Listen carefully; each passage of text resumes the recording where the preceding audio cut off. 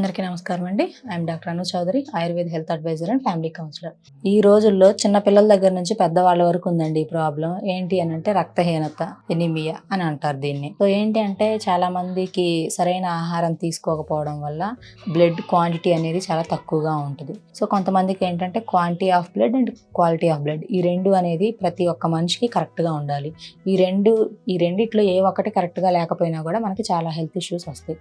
So అసలు మనకి బాడీలో బ్లడ్ పర్సంటేజ్ తక్కువగా ఉంటే ఎలాంటి సింటమ్స్ ఉంటాయి, సో వాటిని మనం న్యాచురల్గా ఎలా మళ్ళీ మనం బ్లడ్ క్వాంటిటీని పెంచుకోవాలని చెప్పి ఇప్పుడు డిస్కస్ చేసుకుంటే, అసలు ఫస్ట్ మన బాడీలో బ్లడ్ పర్సంటేజ్ తక్కువగా ఉంటే వీళ్ళకి గోర్లు ఉంటాయి కదండి, నెయిల్స్. ఈ నెయిల్స్ అనేవి వీళ్ళకి పొడి పొడిగా తయారయ్యి తెల్లగా వస్తూ ఉంటుంది నెయిల్స్ పైన ఈ గోర్లు అనేవి. ఇంకొంతమందికి ఏంటంటే నాలుక ఎప్పుడు ఎండిపోతూ ఉంటుంది, నాలుక తెల్లబడిపోవడం ఇలా ఉంటుంది. కొంతమందికి ఏంటంటే కళ్ళు కూడా తెల్లగా వస్తూ ఉంటాయి, కంటి మీద రెడ్ స్టాప్స్ అనేవి ఉండవు. సో అలాంటప్పుడు ఏంటంటే వీళ్ళు కొంచెం బ్లడ్ కంటెంట్ ఉండే ఫుడ్ తీసుకోవాలి.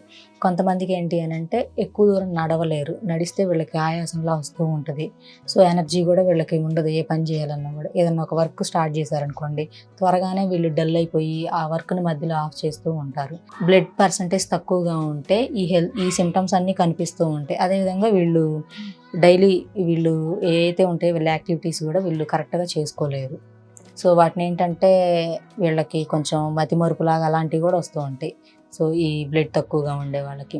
సో ఇలాంటి వాళ్ళు ఏం చేయాలి అని అంటే న్యాచురల్గానే ఇంట్లో దొరికే వాటితోటే వీళ్ళు ఈ బ్లడ్ పర్సంటేజ్ని పెంచుకోవచ్చు.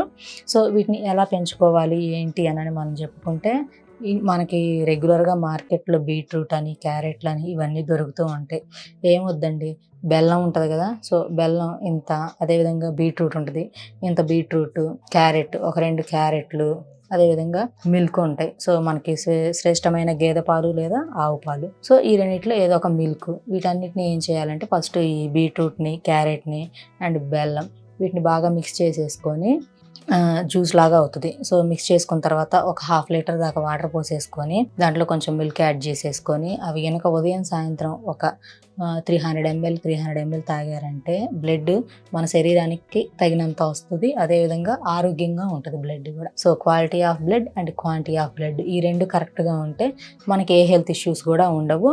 సో చురుకుదనంగా ఉంటారు. చిన్నపిల్లలైనా పెద్దవాళ్ళైనా, వాళ్ళు జాబ్స్ చేసేవాళ్ళు కూడా వాళ్ళకి కొత్త కొత్త ఆలోచనలు వస్తూ ఉంటాయి. మతిమరుపు ఇవన్నీ కూడా తగ్గుతాయి ఈ విధంగా చేస్తే. సో ఇవి కాకుండా వీటికి మనకి ఆయుర్వేదంలో చాలా మంచి మెడిసిన్ ఉంది. సో ఈ ప్రాబ్లంతో బాధపడే వాళ్ళు ఎవరైనా ఉంటే స్క్రోల్ మీద కనపడుతున్న నెంబర్ కాల్ చేసి దీనికి సంబంధించిన విషయాన్ని తెలుసుకోవచ్చు. Thank you.